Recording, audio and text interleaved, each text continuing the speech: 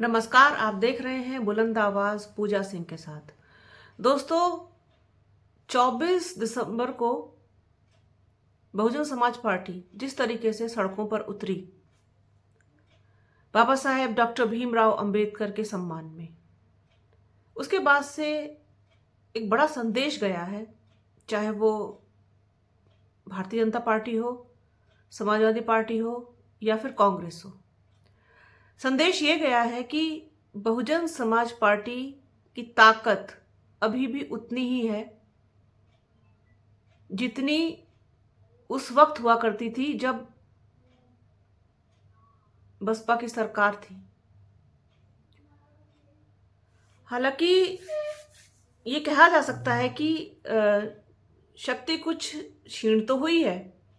अगर राजनीतिक रूप से देखें और चुनाव के तरीके से देखें, सीटें भले नहीं हैं, न लोकसभा में है न विधानसभा में है, लेकिन वो जो शक्ति का आभास है, वो जो एक ऊर्जा है, वो जो ताकत है, वो कहीं कम नहीं हुई है।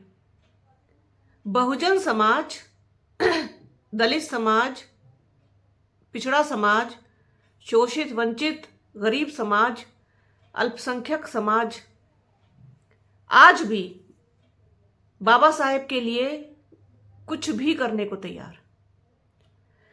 शायद इसी वजह से, इसी के प्रभाव के कारण जो हुआ प्रदर्शन, जिस तरीके से लोग नीले झंडे लेकर के बाबा साहेब अमर रहे के नारे लगा करके और तमाम सम्मानजनक जो नारे उन्होंने बनाए थे, वो सबके साथ जो उद्घोष करते हुए जब सड़कों पर उतरे, तो मैंने अपने तमाम वीडियोस में, अपने सोशल मीडिया हैंडल एक्स पर तमाम पोस्ट की हैं कि नीला सैलाब, नीली आंधी और क्रांति, नीली कह लीजिए, वो सब कुछ देखा लोगों ने। शायद उसी की वजह से, उसी का असर है कि अब भारतीय जनता पार्टी बसपा के समय में जो स्मारक बने थे, चाहे वो बाबा साहब डॉक्टर भीमराव अंबेडकर पार्क लखनऊ का हो, परिवर्तन स्थल हो, सामाजिक परिवर्तन स्थल हो, या फिर माननीय कांशीराम साहब के सम्मान में बने हुए स्मारक हो, या फिर दूसरे जो बहुजन नायक हैं उनके सम्मान में जो स्मारक बने हैं, जो उनके याद में बने हुए हैं, उनके रख रखाव के लिए, उनकी देखभाल के लिए एक बड़ा बजट पास किया है। एक बड़ा बजट मतलब पास किया है, मैंने गलत बोला। उस पर बजट लेकर के आएगी और उसको खर्च करेगी इन स्मारकों की देख रेख के लिए, देखभाल के लिए। क्या है पूरा मामला, क्या है पूरी बात, आपको बताते हैं। साथ ही साथ बसपा के प्रदेश अध्यक्ष विश्वनाथ पाल ने भी इस फैसले पर सरकार के अपनी प्रतिक्रिया दी है, वो भी आपको सुनवाएंगे। तो पूरा मामला क्या है वो आपको पहले बताते हैं कि बसपा सरकार में लखनऊ, नोएडा में बनाए गए स्मारकों को चमकाने पर 155 करोड़ रुपए खर्च होंगे। इनमें से 50 करोड़ रुपए तो काम के हो गए और 65 करोड़ रुपए के और काम कराए जाएंगे। मंडलायुक्त रोशन जैकब ने स्मारक समिति के कार्यों की समीक्षा के बाद ये बजट मंजूर किया है। बजट मतलब मंजूर हो गया है। इस दौरान स्मारक समिति के सदस्य सचिव व एलडीए उपाध्यक्ष प्रथमेश कुमार भी मौजूद थे और ये जो फैसला लिया गया है, ये जो बीता मंगलवार है उसको लिया गया है। एक मीटिंग हुई थी। मंडलायुक्त ने गोमती नगर स्थित डॉक्टर भीमराव अंबेडकर सामाजिक परिवर्तन स्थल, पुरानी जेल रोड स्थित मान्यवर कांशीराम स्मारक स्थल व नोएडा स्थित राष्ट्रीय दलित प्रेरणा स्थल में किए जा रहे मरम्मत व सुंदरीकरण के कामों की जानकारी ली। अधिकारियों ने बताया कि इस साल करीब 50 करोड़ की लागत से मरम्मत, लाइटिंग व सुंदरीकरण के काम कराए गए हैं। 65 करोड़ रुपए से अन्य काम कराने की जरूरत है, जिसके लिए रकम मंजूर की जाएगी। प्रथमेश कुमार के अनुसार गोमती नगर स्थित डॉक्टर भीमराव अंबेडकर सामाजिक परिवर्तन स्थल में लगभग 20 करोड़ रुपए की लागत से महापुरुषों की मूर्तियां, हाथी दीर्घा, स्तूपों के बीमों में आई दरारों, परिसर में लगे पत्थरों, सड़क व लाइटों की मरम्मत, पेंटिंग व पॉलिश कराई गई है। इसके अलावा म्यूजिकल फाउंटेन को भी शुरू कराया गया है। यहाँ कई अन्य कार्य अभी होने हैं। इसके लिए 33 करोड़ रुपए स्वीकृत किए जा रहे हैं। पुरानी जेल रोड स्थित मान्यवर कांशीराम स्मारक स्थल में 25 करोड़ रुपए की लागत से सौंदर्यीकरण के काम कराए जा रहे हैं।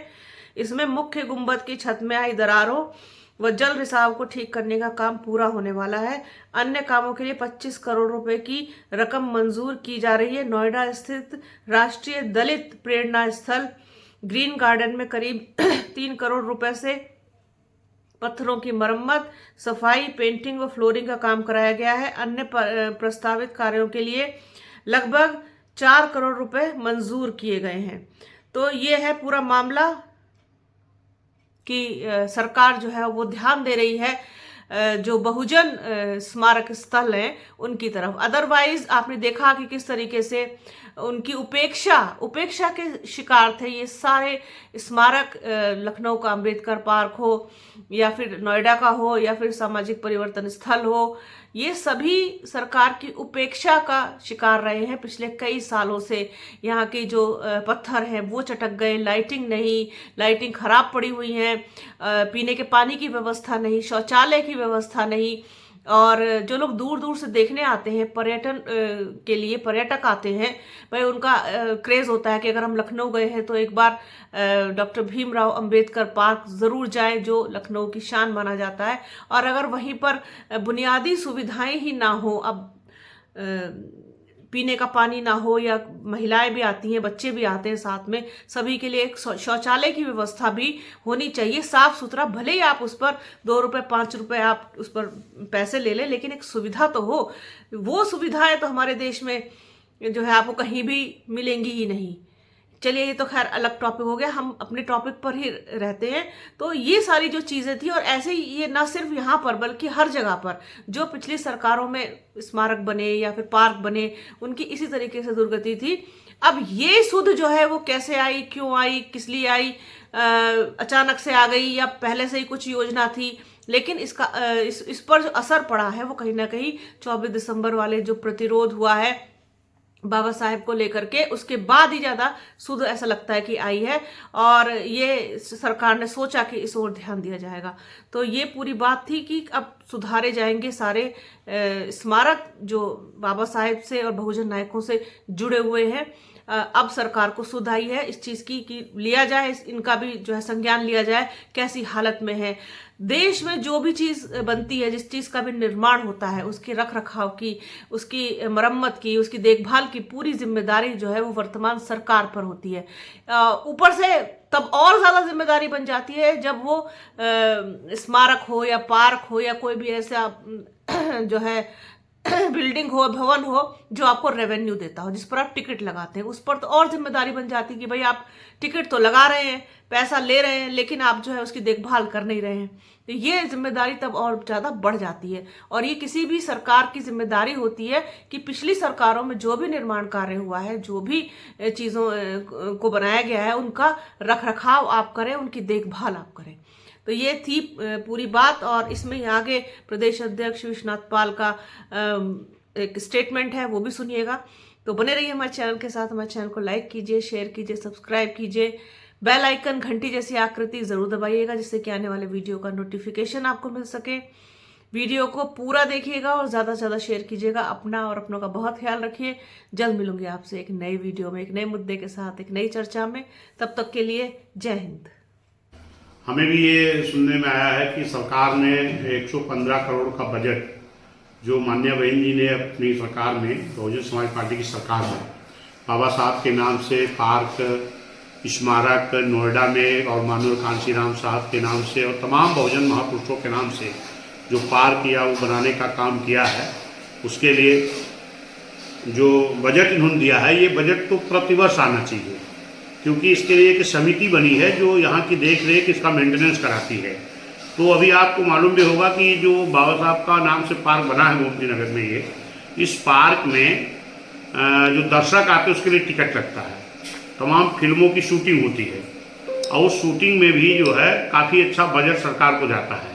और जो इस समिति को सरकार को बजट देना चाहिए, क्योंकि इसका विकास प्राधिकरण LDA के अंडर ये आता है, तो इनको तो बजट देना चाहिए और प्रतिवर्ष इसका विकास होना चाहिए। इसका जो मेंटेनेंस है ये होना चाहिए। अभी मैं गया था पार्क में, मैं देखा हूँ कि तमाम टाइल्सें उखड़ गई हैं तमाम जो वहाँ पर फव्वारे लगे हैं वो लीक हो गए हैं। उसके बाद हमने देखा कि जो वहाँ पर हाथी बनी हुई वो सब काली पड़ गई है। जो मूर्तियाँ लगी हैं उन मूर्ति के बाबा साहब की मूर्ति लगी है, मानवर परम पूज्य बाबा साहब की, मानवर कांशीराम साहब की, बहन जी की भी हमारी मूर्ति लगी है। तो वहाँ हमने देखा जो गेट बना है उस गेट पर भी तमाम काले पड़ गए हैं और उसकी देख रेख नहीं हो रही है। तो ये तो सरकार की दायित्व तो जिम्मेदारी है, इसके लिए ये थोड़ी ना है कि कोई एहसान कर रहे हो, तो ये होना चाहिए। और मैंने तो देखा है कि बहन जी की सरकार के बाद 5 साल सरकार समाजवादी की रही है, उन्होंने भी इसकी देख रेख नहीं की। मानवर कांशीराम साहब, बाबा साहब, तमाम महापुरुषों पार्क और मूर्तियाँ लगी है।